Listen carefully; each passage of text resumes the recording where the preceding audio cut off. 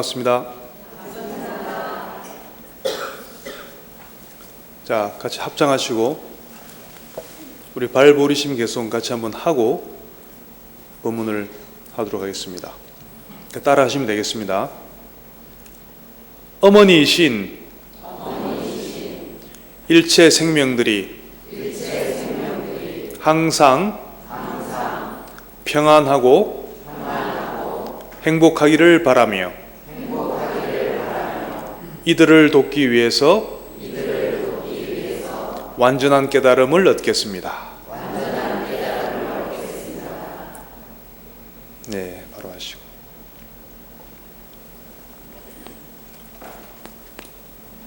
방금 법문 하기 전에 입정도 했습니다마는 어떤 동기로 이 법회에 참석을 하고 또 어떤 동기를 가지고 기도를 하는지, 그것이 가장 중요한 일입니다. 왜냐하면 그 사람의 동기에 따라서 불교 공부를 하고 수행을 하는 것 자체가 엄청난 공덕을 짓는 일이 될 수도 있고, 자칫하면 오히려 안 좋은 업을 짓게 될 수도 있다는 겁니다. 우리 초발심 자격문에 나오죠. 같은 물이라도 뱀이 먹었을 때하고 젖소가 먹었을 때 어떻습니까? 그 나오는 결과가 틀리죠. 똑같은 물인데 뱀이 먹으면은 독이 되어서 많은 사람들을 해치는 결과가 나오게 되죠.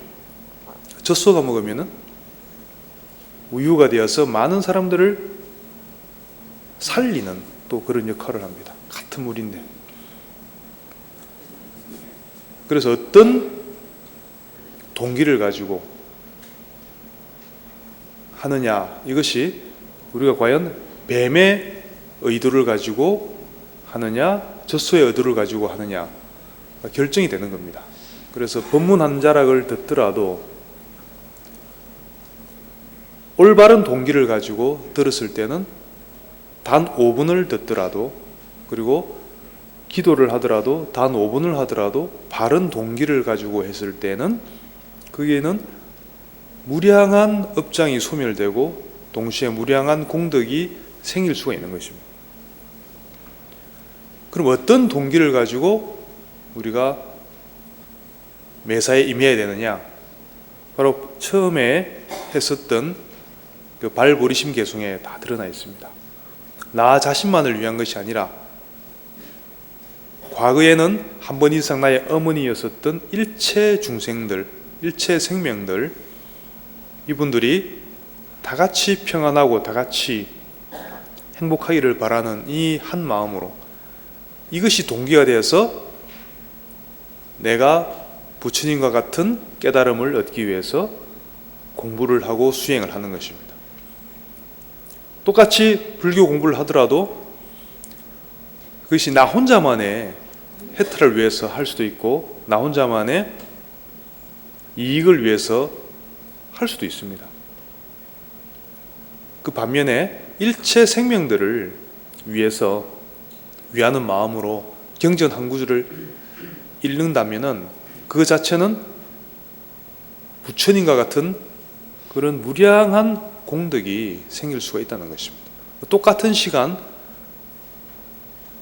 앉아서 공부를 하고 기도를 하더라도 그 결과가 완전히 다를 수가 있다는 겁니다. 그래서 항상 당장 설사 가슴에 깊이 와닿지 않더라도 항상 발보리심의 그런 마음으로 하는 것을 습관화할 필요가 있습니다. 우리가 습관을 습이라고 하죠. 이 습이 모이면은 업이 되는 거죠. 여기서 업은 이제 좋은 업이 되겠죠. 우리 해탈에 도움이 되는 선업이 되겠습니다. 그래서 이런 업이 자꾸 모였을 때 조금 더 성불에 가까이 갈 수 있는 인연들이 지어질 수가 있는 것입니다. 그래서 늘 이 발버리심의 마음, 일체 생명을 위해서 내가 공부를 하고 수행한다, 이런 마음을 잊지 마시기 바랍니다.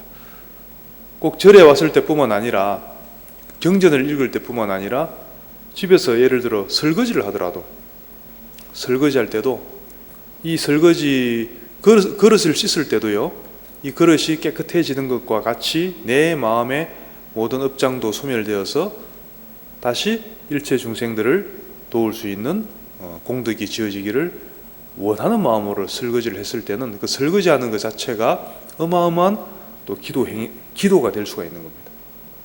그런 식으로 우리의 그 일상생활 전체가 해탈로 가는, 성불로 가는 그 길이 될 수가 있는 것입니다. 뭐에 의해서요? 어떤 동기를 가지고 하는가에 따라서 결정이 되는 것입니다. 그래서 항상 발버리심의 마음을 가지고 기도를 하십시오.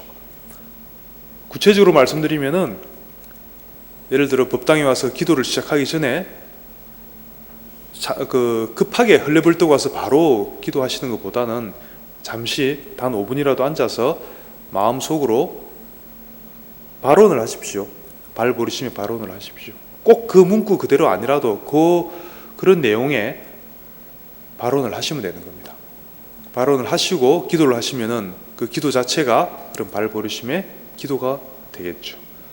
그리고 법문을 들을 때도 듣기 전에 우리 잠시 입정을 했지 않습니까? 입정을 할 때 마음을 완전히 비우는 것도 좋은데, 또 한편으로는 또 발버리심의 마음으로, 발버리심의 인연이 되기를 기원하는 마음으로 법문을 듣는다면은 그 법문이 어떤 내용이든지 상관없이 여러분들에게 성불의 인연이 될 수가 있는 것입니다. 그래서 법당에 와서 공부를 하고 법문을 들을 때나 집에서 일상생활을 할 때나 항상 우리가 간직해야 될 마음은 이 발버리심의 마음, 항상 가지고 매사에 임했을 때 우리 삶에서 일체 장애가 사라지고 무한한 공덕 속에서 행복한 삶을 살 수가 있게 되는 것입니다. 어떤 분들은 절에 한 20년, 30년 다녔는데 또 불구하고 별로 안 행복한 사람들이 있습니다. 여긴 없죠, 그죠? 열애사에는 다들 바른 방법으로 열심히들 공부하셔가지고 다들 행복하신 것 같습니다. 근데 간단합니다. 불교를 공부를 하는 목적이라고 할까요? 보람이라고 할까요? 그것은 불교를 만나기 이전하고 비교했을 때 내가 얼마나 삶이 윤택해지고 삶이 행복해졌는지 돌아보면 됩니다.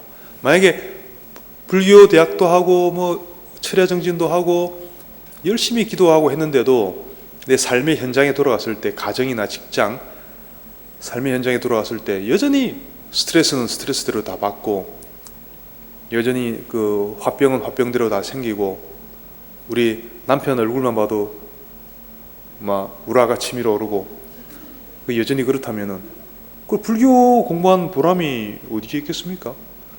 불교를 하는 이유가 그런 우리 삶 속에서 일어나는 그런 괴로움, 그 괴로움에서 벗어나고자 하는 것이 1차 목표가 아닙니까? 그 고에서 벗어나서, 우리가 이고 등락이라고 하죠. 고에서 벗어나서 행복한 삶을 사는 것이 불교 목적입니다. 그러면 절에 10년 다닌 사람은 5년 다닌 사람보다 훨씬 더 행복해야 되겠죠. 한 30년 정도 다녔으면 벌써 해탈 성불 한 15번은 했어야 되는 겁니다. 그죠? 근데 현실을 보면은 별로 그런 것 같지 않더라고요. 그죠? 공부는 많이, 요즘은 불자들이 이제 공부할 수 있는 기회가 참 많습니다. 여러 루트로. 근데 공부는 이제 많이 할 수 있는 여건은 조성이 됐는데, 그럼에도 불구하고 아직도 정말로 과연 얼마나 삶의 질이, 불자들의 삶의 질이 행복해졌는지, 평안해졌는지, 그것을 한번 생각해 보면은 아직도 우리가 해결해야 될 숙제가 많이 남아 있는 것 같습니다. 그게 절에서 법문을 듣고 공부를 해도 그게 우리 삶 속에서 이제 그 실현이 돼야 됩니다.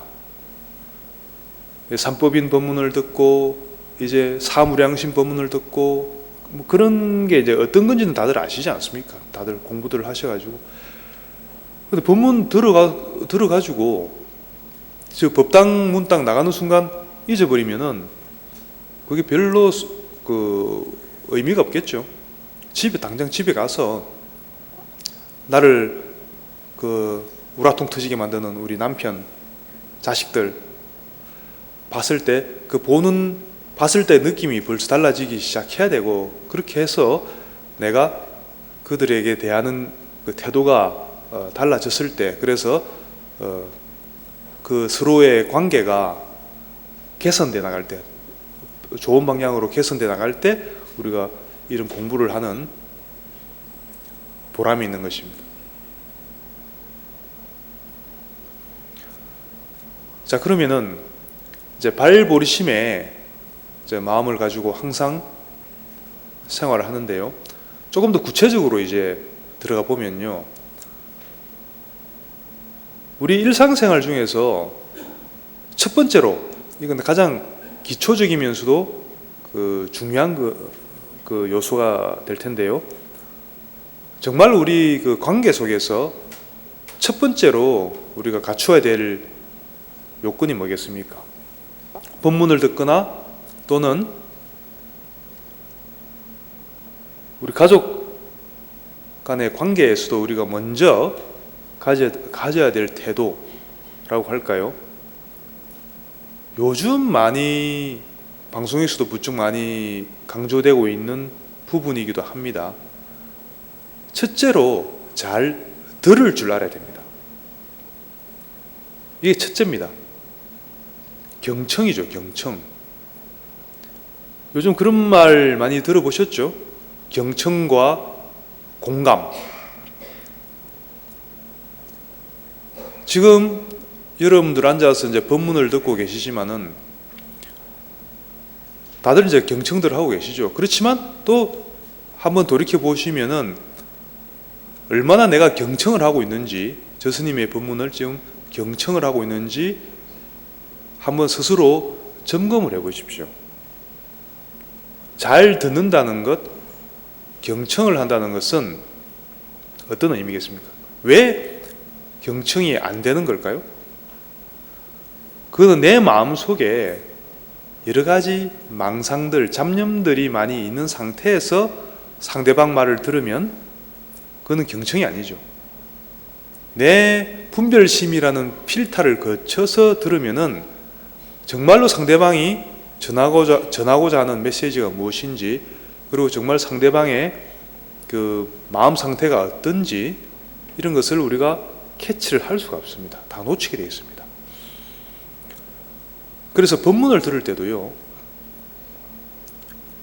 순수하게 내가 완전히 빈 마음으로 나의 선입관, 선입견, 모든 나의 주장, 이런 것을 우선 내려놓아야 됩니다.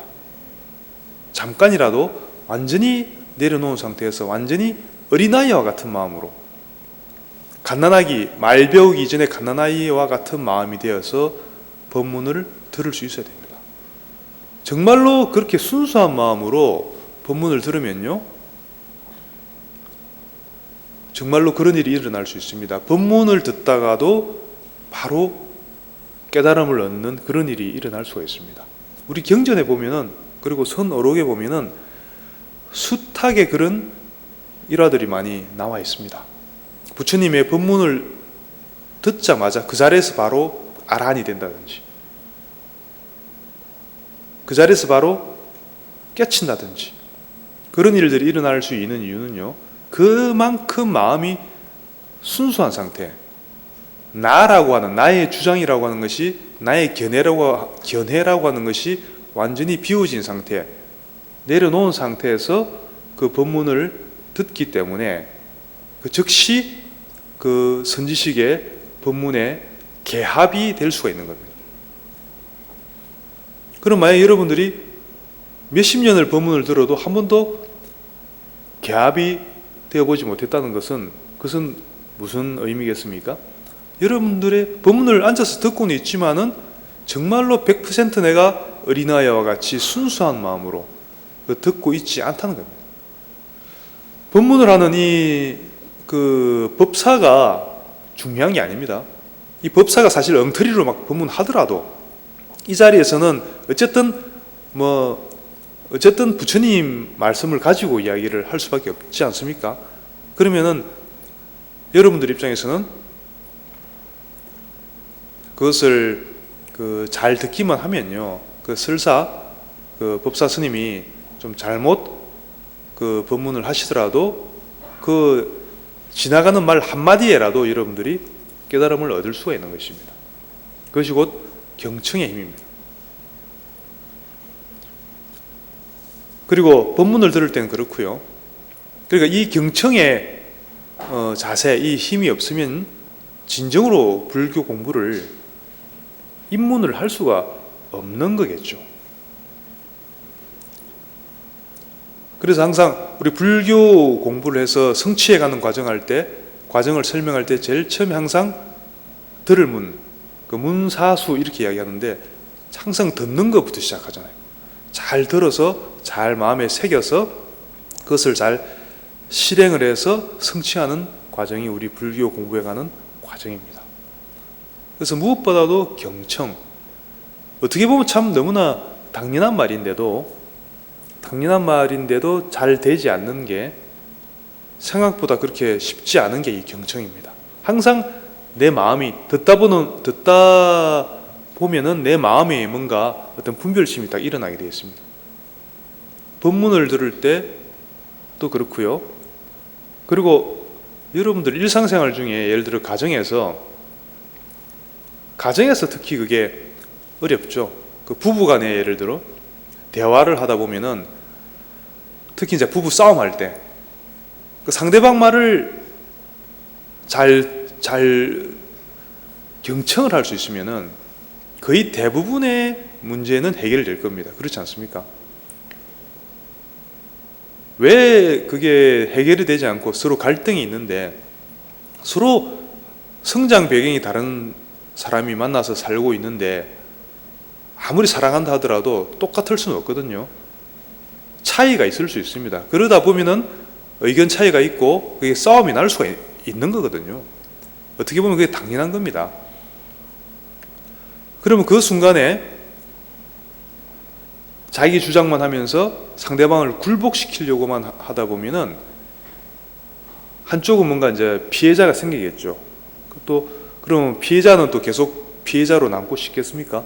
또 이렇게 또 반항을 하게 되고 반격을 하게 되고, 그럼 서로 이렇게 상처를 주고받고 하는 그런 관계가 지속되다 보면은 이제 극단적인 경우까지 가는 경우가 많이 있는 것 같습니다.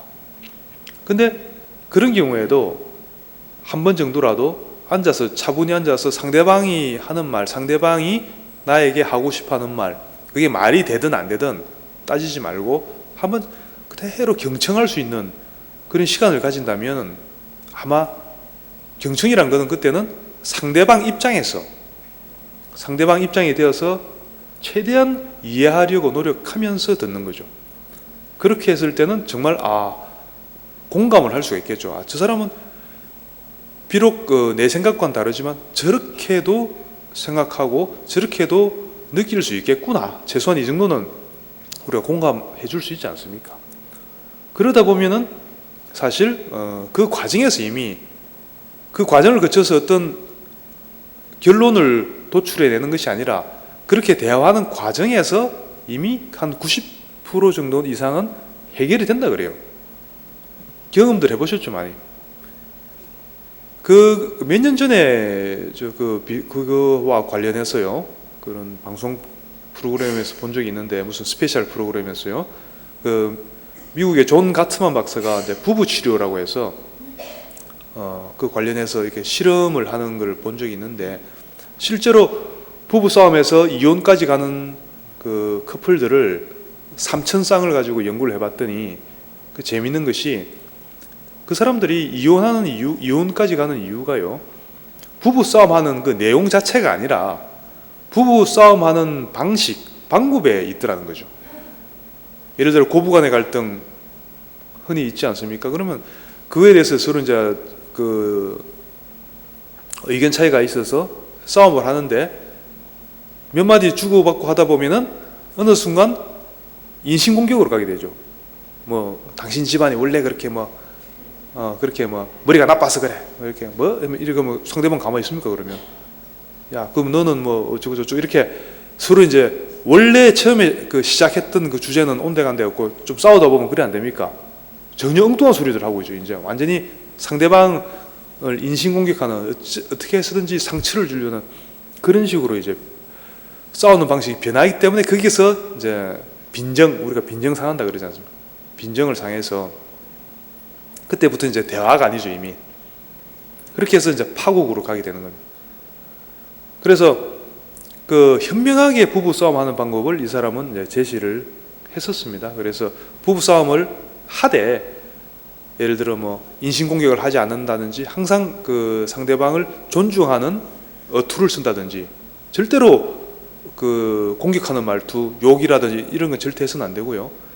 몇 가지 원칙을 정한 다음에 서로 싸우게 했더니 실제로 별거 아닌 것 같잖아요. 실제로 그렇게 했더니 실험을 했었습니다. 이혼 직전까지 간 부부들 상대로 실험을 하는 걸 보여주더라고요.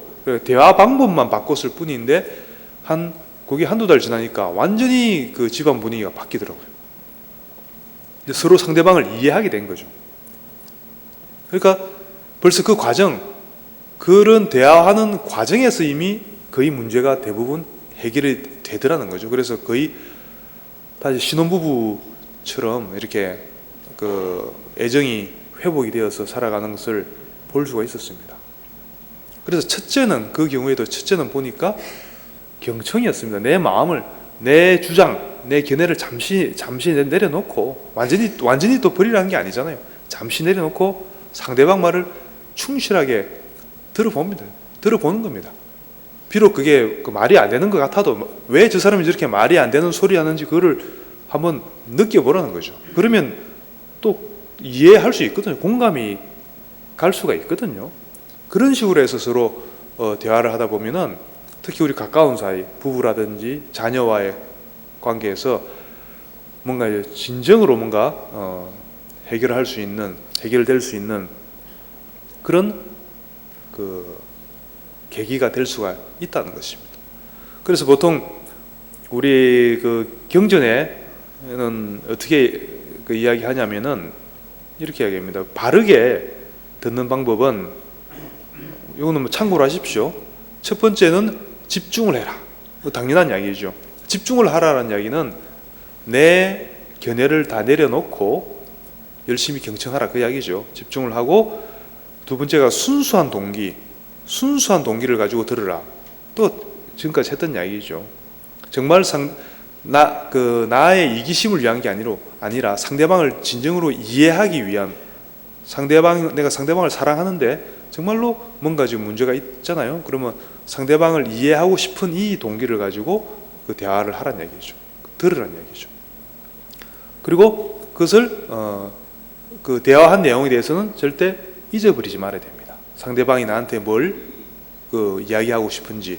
그리고 그 생활에서는 그렇고요. 그 법문을 들을 때는 또 특히 당연한 이야기죠. 부처님 말씀이나 이렇게 법문을 들을 때는 집중해서 들어야 되고 순수한 동기, 내가 발버리심의 마음을 가지고 들어야 되고 그게 두 번째고요. 세 번째는 잊어버리지 말아야 됩니다. 한번 들었으면. 그래서 요즘은 그 법문을 듣기가 너무나 쉽게 되어 있는데 컴퓨터만 인터넷을 이용해도 되고요. 그 직접 경전을 사서 들어도 되고 그리고 인터넷 하시는 분들은 팔만대장경이 이제 어디 가서 여러분들 구입 안 하셔도 됩니다. 그 인터넷 들어가면 팔만대장경 한글 대장경요 다 무료로 다 볼 수 있게 지금 다 되어 있습니다. 그 불교 학술원 같은데 홈페이지 들어가시면요 종단에서 다 이거 지금 다 제공하고 있습니다. 그렇게 보셔도 되고요. 얼마든지 다 법문을 접하기가 너무나 쉽게 되어 있습니다.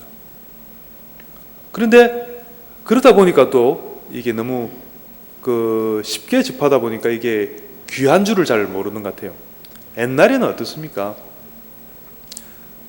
그 현장 스님 같은 경우는 그 부처님 경전을 구하기 위해서 평생을 중국에서 인도까지 목숨을 걸고 가야 했었죠. 목숨을 걸고 가서 거기서 공부를 하고 경전을 얻어서 다시 돌아오는데 거의 평생을 걸고 갔다 오셔야 되는 거고, 그리고 중간에 가다가 많은 스님들이 죽었습니다. 지금도 실크로드 쪽 가보면요, 중간중간에 그런 순례길 가다가 이렇게 사망한 그런 스님들의 유적지들이 이렇게 기념해 놓은 데가 많이 있습니다. 얼마나 많은 사람들이 그 경전, 부처님 법문을 구하기 위해서 평생 목숨을 걸고 가야 됐었죠. 그렇지만 요즘은 얼마나 이제 접하기가 쉽습니까? 그래서 자꾸 우리가 소홀하게 대하게 되고 자꾸 쉽게 잊어버립니다. 부처님 당시에나, 그리고 지금처럼 이제 인터넷이 발달하기 전에는요, 부처님 법문을 듣기가 그만큼 어렵고, 한번 들으면 절대 잊어버려서는 안 되겠죠. 왜냐하면 귀하니까. 그래서 우리 팔정도 중에도 나오지만 정념이란 말은요, 수행 실천론에서 정념이란 말이 있지 않습니까? 정념은 예를 들어 마음 챙긴다는 얘기인데, 예를 들어 호흡에 마음 챙긴다, 화두에 마음 챙긴다, 이런 의미도 있지만 잘 기억한다는 의미가 있습니다. 첫 번째로. 그리고 특히 부처님 당시에는 무슨 기록하는 이런 문화가 없었기 때문에 이게 듣고 기억하는 방법밖에 없었거든요. 그래서 그 기억력이 엄청 중요했었다는 거죠. 그러려면 엄청나게 집중을 해서 법문 한마디 들을 때도 엄청나게 집중해서 예민하게 들었어야지 됐었다는 거죠. 그래서 한번 들었던 법문은 절대 잊어버리지 마라. 집중해서 듣고 순수한 동기를 가지고 듣고 잊어버리지 마라. 잘 기억해라, 그 말이죠. 이 세 가지가 이제 보통 우리 경전에서 말하는 바르게 법문 듣는 방법, 이렇게 되겠습니다. 법문 들을 때뿐만 아니라 여러분들이 일상생활 중에도 이 경청하는 마음은, 경청하는 방법은 똑같이 통용된다고 보시면 되겠습니다. 이렇게 이제 잘 경청을 하고 공부를 해 나가는데, 하다 보면 또 이제 장애가 생기죠. 자꾸 망상이 자꾸 일어납니다, 그죠? 여러 가지 난 좀 집중해서 좀 뭔가를 하고 싶은데 자꾸 엉뚱한 망상이 자꾸 일어나죠. 그래서 저번에 혹시 기억하실지 모르겠는데, 제가 여름에 이 자리에서 한번 법문할 때 감정을 어떻게 우리가 흘려보낼 것인가에 대해서 잠깐 설명드리고 한번 같이 해봤던 적이 있습니다. 기억하십니까? 지금 한 분밖에 안 계시나? 혹시 오늘 저녁이라도 가서 인터넷에 보면은 이렇게 지금 유튜브에 다 올라가 있습니다. 한번 열애사로 하든지 아니면 지호 스님 치면은 거기 올려놨더라고요. 열애사에서 올려놨더라고요. 그걸 보면은 그거 한번 보시고, 우리 감정의 어떤 문제 때문에 그 망상이 자꾸 일어나는 거거든요. 해결을 안 된 어떤 감정의 어떤 찌꺼기 같은 거, 그런 거죠. 그래서 이 감정, 뭔가 화가 난다, 뭔가 우울하다, 이런 여러 가지 그런 이제 부정적인 감정들이 일어날 때 우리가 어떻게 해야 되는지, 보통 많은 사람들은 이 감정을 자꾸 끊어 없애려고만 하거든요. 없애려고만 합니다. 자꾸 바꾸려고 하고, 좋은 감정으로 바꾸려고만 하다 보니까 이 감정이 자꾸 반항을 해요. 반항을 해서 말을 안 듣습니다. 잠시 깔아앉았다가 다시 또 일어나죠. 스프링처럼. 자꾸 괴롭힙니다. 그래서 내가 뭘 하나 집중해서 뭘 하려고 하면 그때마다 자꾸 따라다니면서 자꾸 방해를 하죠. 그래서 이 감정의 문제, 특히 부정적인 감정들이 일어날 때는요, 그것을 첫째 자꾸 거부하고 부정할 게 아니고, 첫 번째로 우리가 해야 될 거는 반대로요, 다 받아들이고 허용할 수 있어야 됩니다. 그 감정들을.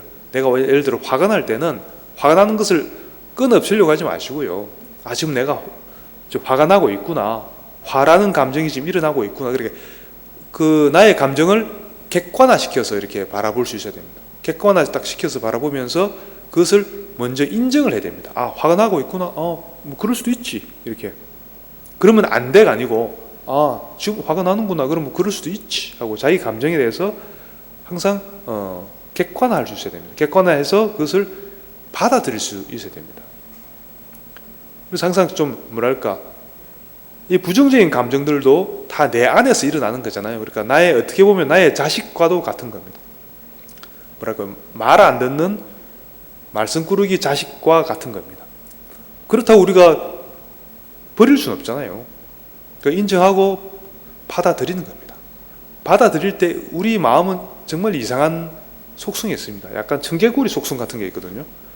내가 완전히 인정하고 받아들이고, 그래, 뭐 괜찮아, 여기 그대로 있어, 그러면은 가요. 내가 절대로, 야, 넌 여기 있으면 안 돼, 빨리 가, 왜 여기 있어, 빨리 꺼져, 이렇게 이야기하면요 절대 안 갑니다. 잠깐 몸을 움츠렸다가 다시 탁 덤빕니다.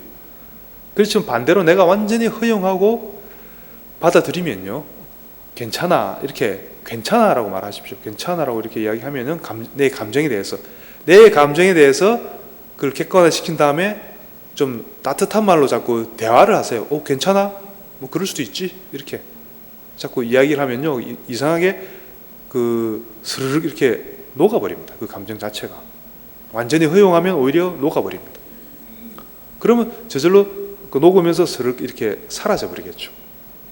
그러면은 아무런 충돌도 없이 우리 그 마음을, 감정을 그런 식으로 다스릴 수가 있게 되는 겁니다. 억지로 그것을 막 싸워가지고, 보통 싸운다 그래서 자기와의 싸움이라고 하는데 별로 적당한 말이 아닙니다. 자기의 감정하고 싸워갖고는 이길 수가 없습니다. 어떤 누구도 그런 식으로 해서는 이길 수가 없습니다. 그게 이제 불교가 존재하는 이유죠.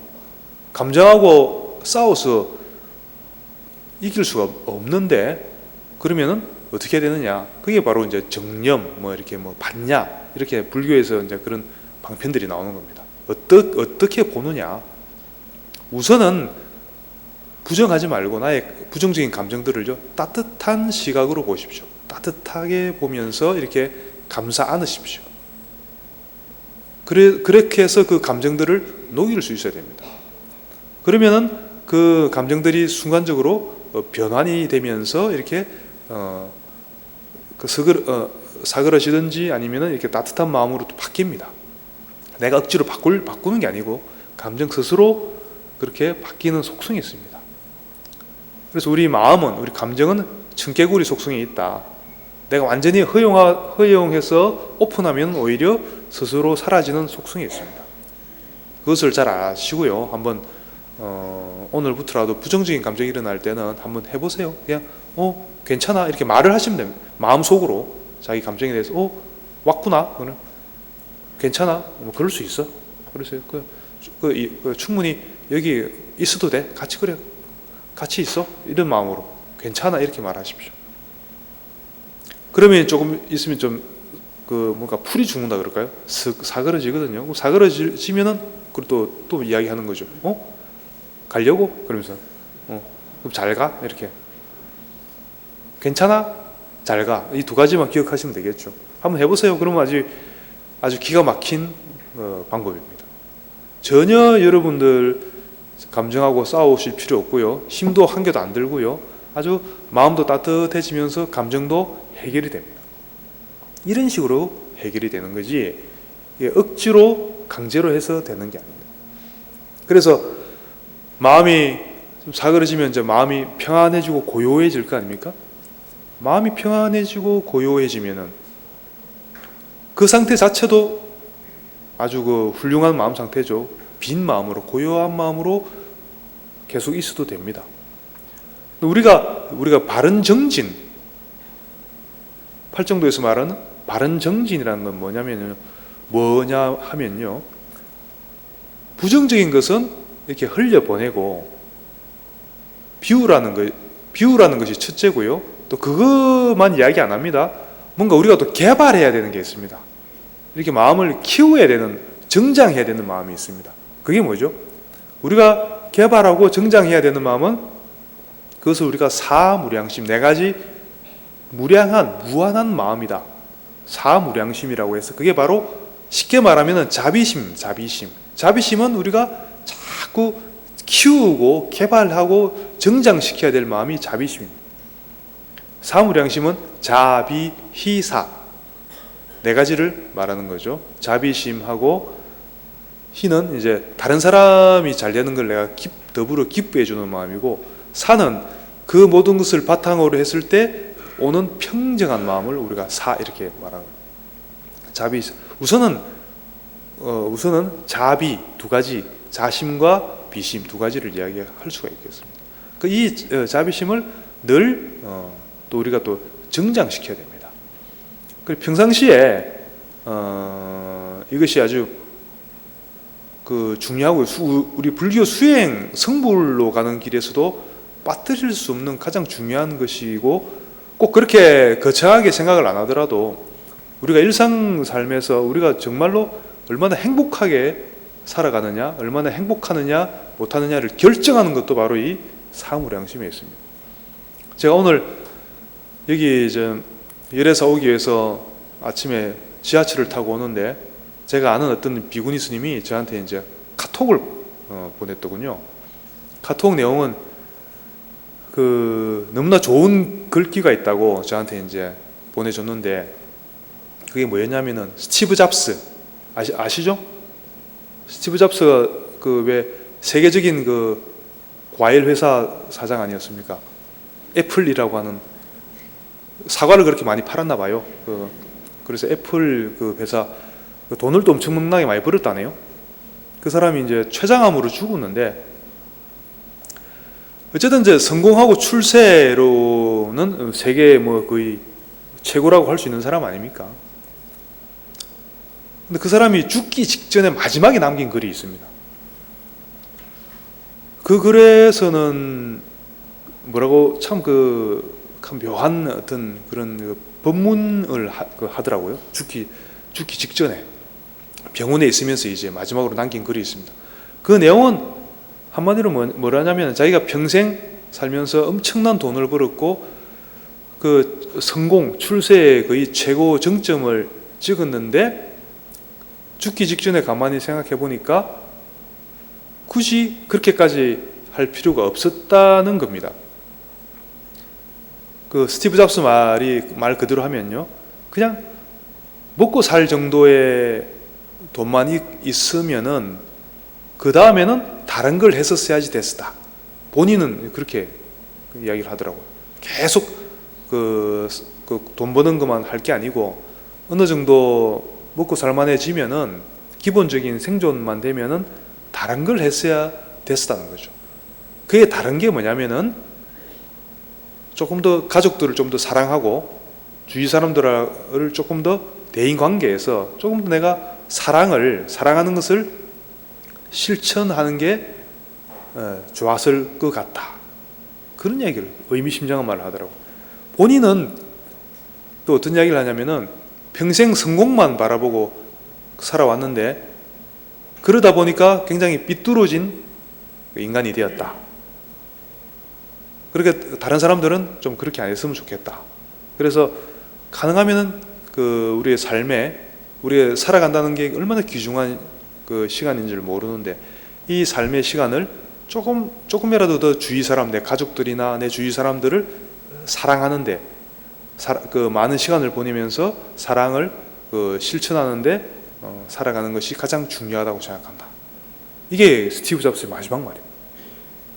뭔가 좀 의미가 있지 않습니까? 실질적으로 가장 돈 많이 벌고 출세해본 사람이 죽기 직전에 한 말이기 때문에 그게 울림이 있는 겁니다. 그럼 우리가 그것을 경험하기 위해서 우선 먼저 그렇게 세계적으로 출세를 먼저 해봐야 꼭 그렇게 아는 건 아니겠죠. 그런 사람들의 그런 이야기를 듣고 나면은 우리가 지혜 있는 사람들은 바로 지금 이 순간부터, 오늘 당장부터 실천하시라는 얘기죠. 당장 거창하게 생각하지 말고 주위 사람들, 특히 가족들부터 해서 우리 직장 동료 해서 내가 사랑 실천이 꼭 그 어렵게만 생각할 게 아니죠. 그죠? 그렇게 뭐 말 한마디에 좀 따뜻하게 해주고 좀 배려하고 이렇게 경청하고 우리가 가장 쉽게 상대방에게 뭔가를 줄 수 있는 귀중한 것을 보시할 수 있는 게 내가 가진 게 없더라도 보시할 수 있는 게 뭐겠습니까? 그게 바로 경청입니다. 내가 빈 마음으로 그 상대방 특히 상대방이 뭔가 어려운 점이 있을 때 마음이 어려워할 때는 그 사람의 말을 내가 아주 주의 깊게 경청을 하는 것만 해도 그게 사실은 상대방한테 엄청난 보시가 되는 거죠. 그러니까 우리가 베풀 수 있는 보시할 수 있는 방법은 얼마든지 있습니다. 내가 꼭 뭘 많이 가져야지 보시를 할 수 있는 게 아니거든요. 그래서 항상 사무량심을 실천하시는데 우리 일상생활 중에 실천할 수 있는 작은 것부터 시작해서요 계속 이렇게 해 나가는 겁니다. 근데 우리 불교 수행법 중에 구체적으로 우리 자비심을 개발하는 또 수행 방법들이 있습니다. 아시는 분들은 아시겠지만은 예를 들어 자비관들 해보신 분 혹시 있습니까? 요즘 여러 우리 지훈 스님 자비 수관도 있고 우리 최근에 우리 또 미산 스님께서도 뭐라더라? 스마일 하여튼 또 일종의 자비관 또 개발하셔가지고 아주 이렇게 굉장히 훌륭한 프로그램들입니다. 그래서 우리 생활 중에 사무량심을 개발할 수 있는 그런 방편들이 많이 제시되고 있고요. 많이 가르쳐지고 있습니다. 그리고 전통적으로 우리 경전에 나오는 그런 자비관 이런 수행법들도 많이 가르쳐지고 있으니까요. 꼭 여러분들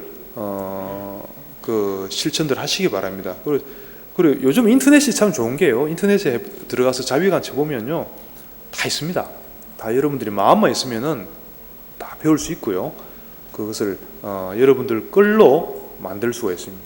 근데 재미있는 것은 지금 이렇게 아주 구체적으로는 말씀 못 드려도요. 그 원리 정도는 제가 말씀드릴 수가 있는데요. 첫째로 자비심을 우리가 자비를 방사한다 이렇게 표현하거든요. 자비심을 줄 때 첫째 대상은 누구부터 시작해야 되냐면은 바로 나 자신부터 시작합니다. 내가 나한테 자비심을 먼저 줘야 됩니다. 내가 나를 먼저 사랑해야 된다는 거죠.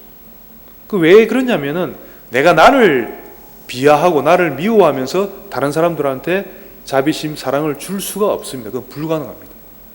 우리 마음 구조 자체가 그렇게 생겨 있습니다.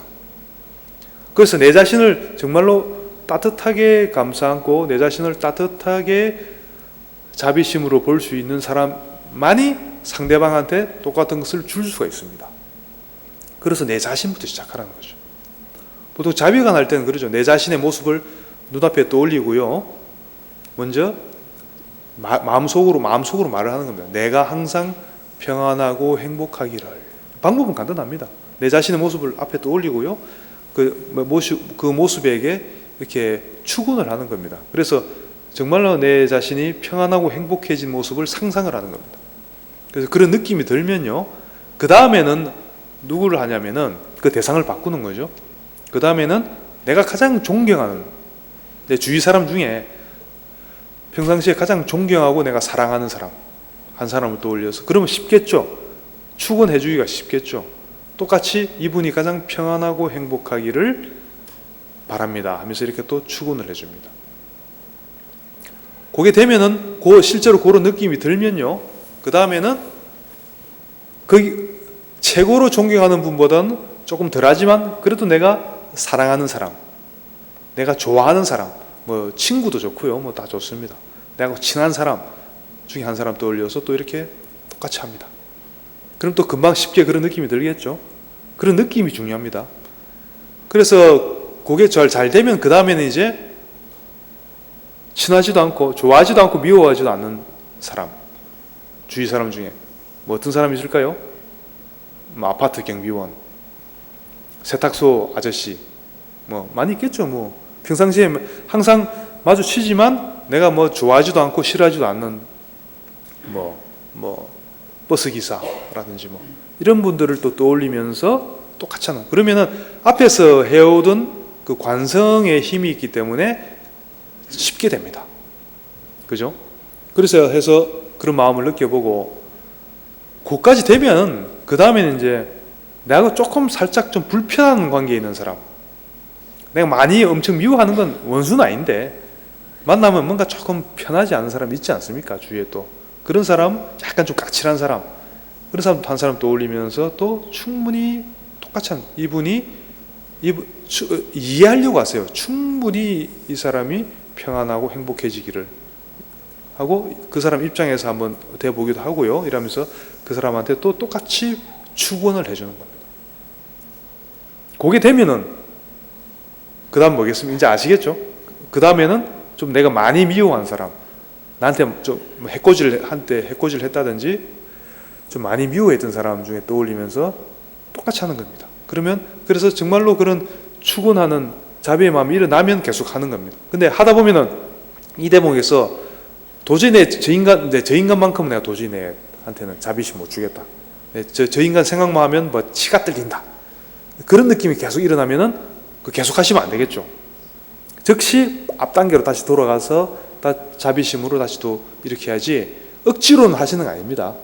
그 앞단계부터 해오다 보면 대개는 자연스럽게 이어지게 되어 있습니다. 근데 너무나 많이 미워해서 도저히 안 되겠다 싶으면은 억지로는 하지 마시고 그 앞단계로 다시 돌아가서 또 자비심으로 해서 그래서 마무리 하시면 되고, 잘 되면은 계속 하시는 겁니다.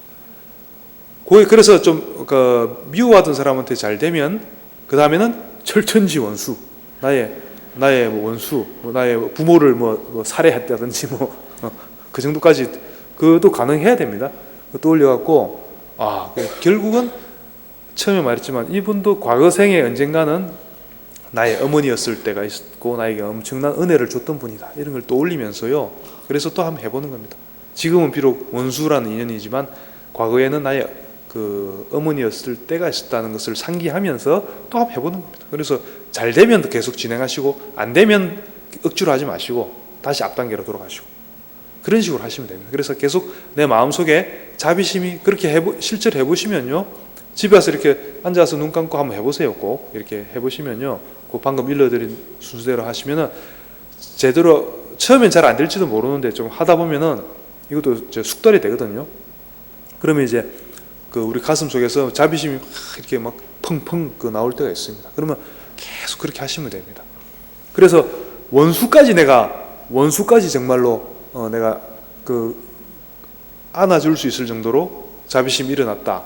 그러면은 그 다음부터는 이제 어떻게 하냐면은 그 범위를 넓혀가는 겁니다. 예를 들어 열애사에 오는 모든 신도들이 평안하고 행복하기를 똑같은 방법으로 하는 겁니다. 그리고 그게 되면은 일산에 있는 모든 사람들, 뭐 종교 불문하고요, 남녀노소 불문하고, 심지어는 사람 아니라도 똑같이 하고, 그 다음에 경기도, 서울 이렇게 자꾸 넓혀가면 되겠죠. 대한민국에 있는 모든 사람들. 그리고 실제로 이렇게 됩니다. 해보면 앞단계부터 해서 해와서 하면 그렇게 됩니다. 그래서 그러면 전 세계 지구에 있는 모든 생명들, 그 다음에 뭐겠습니까? 온 은하수, 온 우주법계, 결국은 온 우주법계에 있는 일체 모든 생명들이 평안하고 행복하기를 하는 그 마음이 강렬하게 일어나야 됩니다. 그리고 해보면은 뭔가 그런 자비의 에너지가 있습니다. 엄청난 에너지가 나오는 걸 느낄 수가 있습니다. 실제로 그때 나오는 그 자비의 에너지가 이 세상에 존재하는 어떤 힘보다도 가장 강력하다고 그래요.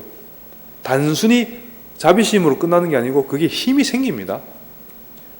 첫째로 내 자신을 힐링하는 힘이 생기고 치유하는 힘이 생기고 다른 사람들까지도 힐링 시켜줄 수 있는 힘이 거기서 나옵니다. 경전에 어떤 말이 나오죠? 데바다tta가 스가모니 부처님을 살해하려고 코끼리를 이렇게 풀어놓지 않습니까? 코끼리가 가서 이렇게 밟아버리게 만들려고.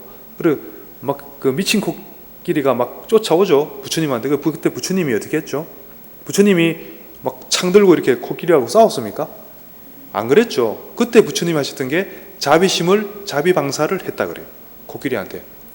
그러니까 코끼리가 갑자기 그 앞에 딱 서더니 딱 무릎 꿇고 앉아서 아주 갑자기 공손해졌다고 합니다.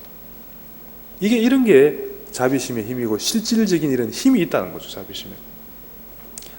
그리고 그 인도의 어떤 장자 위사카 장자라는 사람이 실제로 이제 스리랑카 어디 가서 이제 자비간 수행을 많이 했나 봐요. 그리고 몇 달 동안 자비간 수행만 열심히 하다가 이제 그 숲에서 하다가 숲을 떠나게 됐는데 갑자기 이제 여러분들 잘 모르시겠지만 또 각 나무마다 나무에 또 신들이 있거든요. 정령이라 그러죠.